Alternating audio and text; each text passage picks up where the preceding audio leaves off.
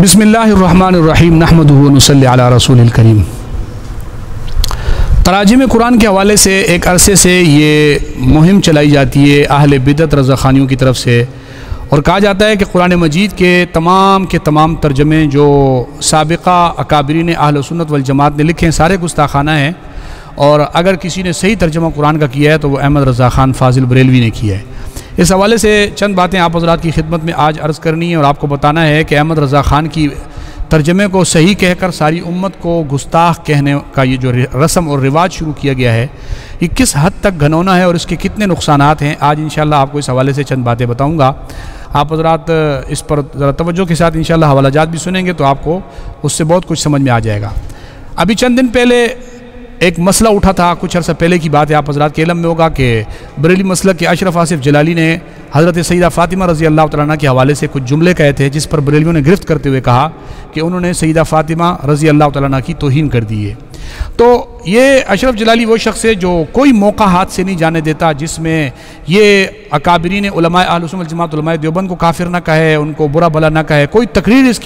اس سے خالی نہیں ہوتی، حتیٰ کہ یہ اپنے مسلک کے لوگوں کو کبھی سعد رضوی کو کافر و مرتد بنا رہا ہوتا ہے، کبھی خادم رضوی کو بناتا تھا، کبھی پیر افضل قادری کو، کبھی کس کو، یہ ایک سلسلہ اس نے اور اس کے شاگردوں نے شروع کر رکھا ہے، اور آج ہمارے ساتھ بھی وہ سلسلہ ان کے شاگردوں کی طرف سے آتا ہے۔ گالم گلوچ شروع کرتے ہیں، پھر ہم جب جواب دیتے ہیں تو وہ بالکل غائب ہو جاتے ہیں، اور پھر کچھ عرصے کے بعد پھر نمودار ہوتے ہیں، پھر کوئی بولتے ہیں، پھر ہم جواب دیتے ہیں، وہ کچھ عرصے بعد پھر غائب ہو جاتے ہیں۔ یہ سلسلہ چھپن چھپائی کا ایک عرصے سے انہوں نے جاری رکھا ہوا ہے۔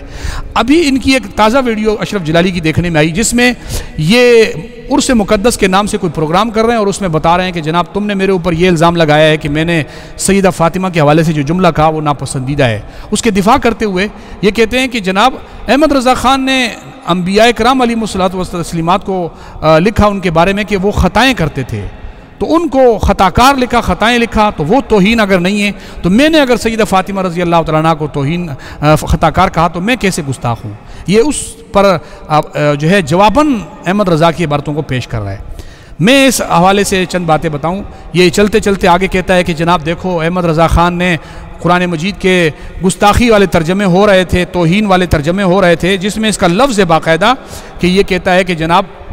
بعض لوگ وَمَكَرُوا وَمَكَرَ اللَّهُ کا ترجمہ کر رہے تھے کہ اللہ نے مکر کیا، اور احمد رضا نے اس کا ترجمہ خفیہ تدبیر کی۔ بعض لوگ ترجمہ کر رہے تھے ضالن کا کہ گمراہ، اور احمد رضا نے محبت میں وارفتہ کا ترجمہ کیا۔ ضم کا ترجمہ لوگ گناہ کر رہے تھے، اور اعلیٰ حضرت نے آپ کے اگلے پچھلے گناہوں کے بجائے آپ کے اگلوں اور پچھلوں اس طرح کے الفاظ بول کر احمد رضا نے جو ہے وہ گستاخانہ اور توہین آمیز ترجمہ نہیں کیا بلکہ ادب والا ترجمہ کیا۔ آبیوں دیوبندیوں کے ترجمے دیکھ لو اور اعلیٰ حضرت کا دیکھ لو، پتہ چلتا ہے کہ واقعی ادب والی ذات ہے، لیکن آج لگتا ہے یہ شاید ان سے بھی آگے ادب والے ہو گئے ہیں۔ اب دیکھو جب قرآن میں آیا وَمَكَرُوا وَمَكَرَ اللَّهُ، اب قرآن میں تو مکر اللہ آیا، باقی سب نے یہ ترجمے کہ اللہ نے مکر کیا، اللہ نے مکر کیا، اللہ نے مکر کیا، معاذ اللہ۔ امام نے کیا کہا؟ آپ نے فرمایا مَكَرُوا، کافروں نے مکر کیا اور اللہ نے ان کے ہلاک کی خفیہ تدبیر فرمائی، خفیہ تدبیر فرمائی۔ لفظ مکر اگرچہ قرآن میں تھا لیکن اردو والوں کو جب سمجھانا تھا تو وہ بات تو منسوب ترجمے والے کی طرف ہوگی۔ جس طرح آپ سارے کہتے ہیں کہ فلاں نے غلط ترجمہ کیا، اس نے توہین کر دی، اس نے یہ کہا کہ اللہ نے مکر کیا، تو چونکہ ترجمے والے کی طرف منسوب ہوگی بات، اگرچہ کلام اللہ کا ترجمہ تو یہ کر رہا ہے نا۔ تو اعلیٰ حضرت پار گزرے، تو جیسے یہ شان ہے اللہ کی،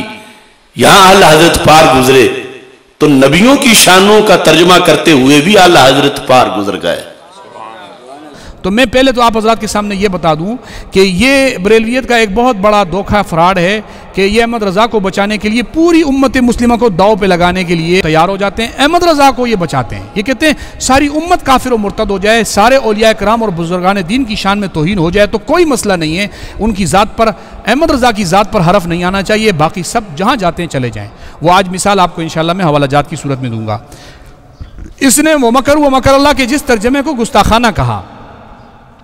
میں سب سے پہلے آپ کو یہ بات بتاؤں کہ قرآن مجید کی آیت وَمَكَرُوا وَمَكَرَ اللَّهُ کا ترجمہ احمد رضا خان نے خفیہ تدبیر کیا،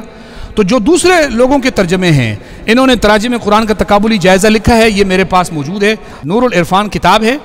جس میں جو ہے کنز الایمان کا ترجمہ ہے اور نور العرفان اس کے اوپر حاشیہ ہے۔ اس کے اندر باقاعدہ طور پر وَيَمْكُرُونَ وَيَمْكُرُ اللَّهُ وَاللَّهُ خَيْرُ الْمَاكِرِينَ اس آیت کو لکھنے کے بعد اس کے نیچے انہوں نے شاہ عبد القادر کا ترجمہ لکھا، شاہ رفیع الدین کا ترجمہ لکھا، شاہ ولی اللہ کا لکھا، شیخ الہند محمود الحسن دیوبندی کا لکھا، اور ترجمہ حضرت تھانوی دیوبندی رحمۃ اللہ علیہ لکھ کر تھانوی دیوبندی لکھ کر ترجمہ لکھا۔ پھر آگے ان سارے ترجموں کو گستاخانہ کہا کہ یہ مکر کا جو ترجمہ ان سب نے کیا ہے یہ گستاخانہ ہے، لیکن احمد رضا نے خفیہ تدبیر والا ترجمہ کیا ہے۔ وہ کہتے ہیں آگے کہتے ہیں اردو ترجمے میں جو الفاظ استعمال ہوئے ہیں وہ شان الوہیت کے کسی طرح لائق نہیں، اللہ تعالیٰ کی طرف مکر، فریب، بدسگالی کی نسبت اس کی شان میں حرف گیری کے مترادف ہے۔ یہ کہتے ہیں اللہ کی طرف ان لفظوں کی نسبت وہ اللہ کی شان میں توہین ہے، یہ انہوں نے کہا صفحہ نمبر جو ہے 22 کے اوپر۔ اب یہ تراجم قرآن کا تقابلی جائزہ، اس کے اندر یہ جملہ بولا کہ یہ جناب اللہ کی شان میں توہین ہے۔ تو اسی طریقے سے اپنی تقریر کے اندر اشرف جلالی صاحب بھی یہی کہہ رہے ہیں کہ مکر کا ترجمہ جو دوسروں نے کیا ہے اللہ کی طرف مکر کی نسبت کی ہے وہ اللہ کی توہین ہے۔ آئیے میں آپ حضرات کو سب سے پہلے یہ بتا دوں کہ یہ ترجمہ احمد رضا کے علاوہ اور کس کس نے کیا ہے جو ان کے توہین اور گستاخی کے فتوے کی زد میں آتے ہیں۔ ان کے توہین اور فتوے کی زد میں سب سے پہلے میں جن کا نام بتاتا ہوں شیخ سعدی رحمۃ اللہ علیہ، مشہور آدمی ہیں جن کے تفسیر بھی موجود ہے اور انہوں نے تفسیر لکھی ہے، قرآن مجید کا ترجمہ بھی لکھا ہے، اور وہ قرآن مجید کا جو ترجمہ ہے اس ترجمے کو احمد رضا خان کی طرف سے تائید بھی حاصل ہے۔ احمد رضا خان نے فتاوی رضویہ جلد 23 صفحہ 382 پر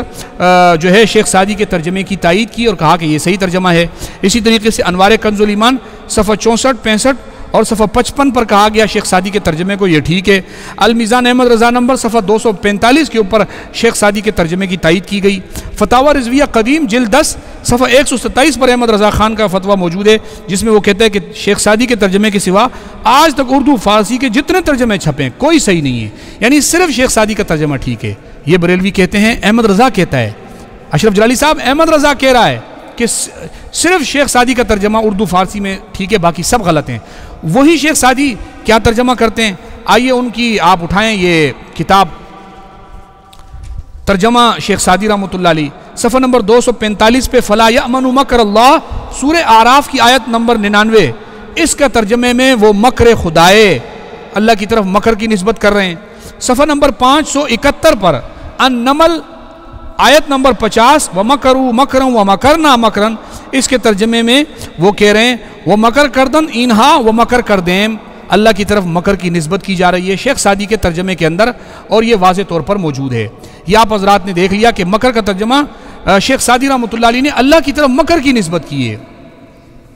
اللہ کی طرف مکر کی نسبت کی ہے، یہ تو آپ حضرات نے خود دیکھ لیا۔ اب بتاؤ کہ شیخ سعدی جس کے ترجمے کو احمد رضا صحیح کہہ رہا ہے اور اس ترجمے کے اندر مکر کا لفظ موجود ہے، اللہ کی طرف مکر کی نسبت ہے، تو اس کا مطلب یہ ہوا کہ آپ کے نزدیک شیخ سعدی بھی کافر ہے، اور شیخ سعدی کے اس غلط ترجمے کی تائید کر کے احمد رضا بھی کافر ٹھہرتا ہے فتاوی رضویہ کے فتوے کی روح سے، اور اشرف جلالی صاحب آپ کے فتوے کی روح سے آپ اس کو اللہ کی توہین سمجھتے ہیں۔ آپ کے بڑوں نے نور العرفان کے حاشیے میں، تراجم قرآن کے تقابلی جائزہ نامی کتاب میں، انوار کنز الایمان میں اور اس طرح کی درجنوں کتابوں میں مکر کی نسبت کو اللہ کی طرف کرنے کو گناہ اور اللہ کی شان میں توہین قرار دیا ہے، لہٰذا آپ کے اس سے شیخ سعدی گستاخ رسول قرار پاتے ہیں۔ مکر کے ترجمے کے اوپر النجوم شابیہ میں لکھا کہ مکر کفری ترجمہ ہے، اللہ کی طرف مکر کی نسبت کو کفری ترجمہ کہا گیا۔ انوار کنز الایمان صفحہ نمبر 658 پر مکر کا ترجمہ کرنے والے کو اپنے ایمان ضائع اور برباد کرنے والا قرار دیا گیا۔ آپ کے مسلک کے لوگوں نے مکر کی نسبت اللہ کی طرف کرنے کو کفر اور ایمان کی بربادی قرار دیا ہے، تو شیخ سعدی کو نعوذ باللہ آپ کے فتوے سے کافر ہونا پڑا، آپ کے فتوے سے وہ اپنے ایمان کو برباد کر رہے ہیں، اور احمد رضا اس کی تائید کر کے گستاخی کی تائید کر کے، جیسے آپ کا اصول ہے کہ جو گستاخ کی تائید کرے وہ بھی کافر و مرتد ہوتا ہے، گستاخ ہوتا ہے، احمد رضا بھی گستاخ قرار پاتے ہیں۔ اسی طریقے سے فتوح الغیب حضرت غوث پاک رحمۃ اللہ علیہ، شیخ عبد القادر جیلانی رحمۃ اللہ علیہ کی کتاب صفحہ 28 کے اوپر اس کا ترجمہ آپ کے مکتبوں سے چھپا ہے، اس میں موجود ہے کہ مکر و امتحان اللہ کی طرف سے ہے، یہاں مکر کی نسبت اللہ کی طرف کی گئی ہے۔ خود ہدایت کے بخش حصہ سوم میں احمد رضا خان نے لکھا مکر حق تھا بڑا محب رسول، یہاں حق کی طرف اللہ کی طرف مکر کی نسبت کی ہے۔ تفسیر نعیمی جلد سوم صفحہ 472 میں مفتی احمد یار خان نعیمی جو ایک واسطے سے احمد رضا کے خلیفہ ہیں وہ بھی لکھتے ہیں کہ رب تعالیٰ کے مکر سے بے خوف نہ ہو، وہ بھی کہتے ہیں۔ مہر منیر صفحہ 248 میں واللہ خیر الماکرین کا ترجمہ کرتے ہوئے پیر مہر علی شاہ کی طرف منسوب ہے، وہ کہتے ہیں الہی مکر غالب رہتا ہے، وہ بھی اللہ کی طرف مکر کی نسبت کرتے ہیں۔ یہ سارے آپ کی فتوے کی روح سے شیخ عبد القادر جیلانی رحمۃ اللہ علیہ، ہدایت بخشش میں احمد رضا خان، تفسیر نعیمی جلد سوم میں مفتی احمد یار، پیر مہر علی شاہ اور جناب شیخ سعدی رحمۃ اللہ علیہ، یہ سب کے اوپر آپ کے فتوے سے گستاخی قرار پاتی ہے۔ یہ تو ہو گئی بات ختم۔ مکر کے حوالے سے آپ کی میں نے حوالہ جات پیش کیے کہ اگر آپ کے فتوے سے ان بزرگوں کو کافر کہا جائے، اس ترجمے کو گستاخانہ کہا جائے، تو ان بزرگوں کو بھی کافر کہنا پڑے گا، اور یہ ایک بہت بڑا نقصان ہوگا کہ آپ احمد رضا کو بچاتے بچاتے پوری امت مسلمہ کے اکابرین کو آپ تکفیر کی وادیوں میں دھکیل دیں۔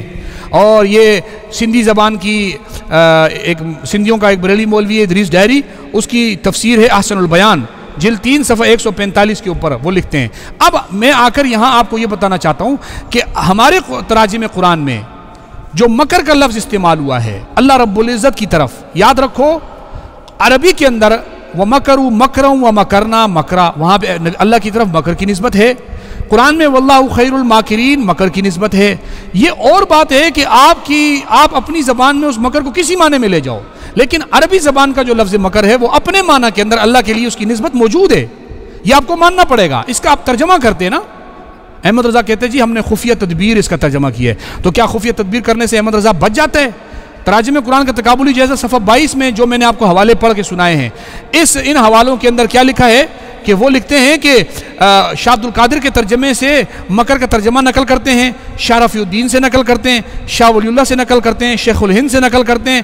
ان سب سے نقل کر کے پھر کہتے ہیں کہ یہ سب گستاخ ہیں۔ شاہ ولی اللہ بریلویوں کے فتوے سے کافر ہیں احمد رضا کو بچانے کے لیے، شاہ رفیع الدین کافر ہیں احمد رضا کو بچانے کے لیے، شاہ عبد القادر کو یہ کافر کہتے ہیں احمد رضا کو بچاتے ہوئے، شیخ سعدی کو کافر کہتے ہیں احمد رضا کو بچاتے ہوئے، پیران پیر کو کافر کہتے ہیں احمد رضا کو بچاتے ہوئے، اسی طریقے سے میں نے بتایا پیر مہر علی شاہ کو کافر کہتے ہیں احمد رضا کو بچاتے ہوئے۔ ان کے نزدیک احمد رضا بچنا چاہیے، باقی ساری امت مسلمہ کے اکابر کفر کی بھیڑ چڑھتے ہیں، ان کو کوئی ڈر اور خوف نہیں، ان کو کوئی مسئلہ نہیں۔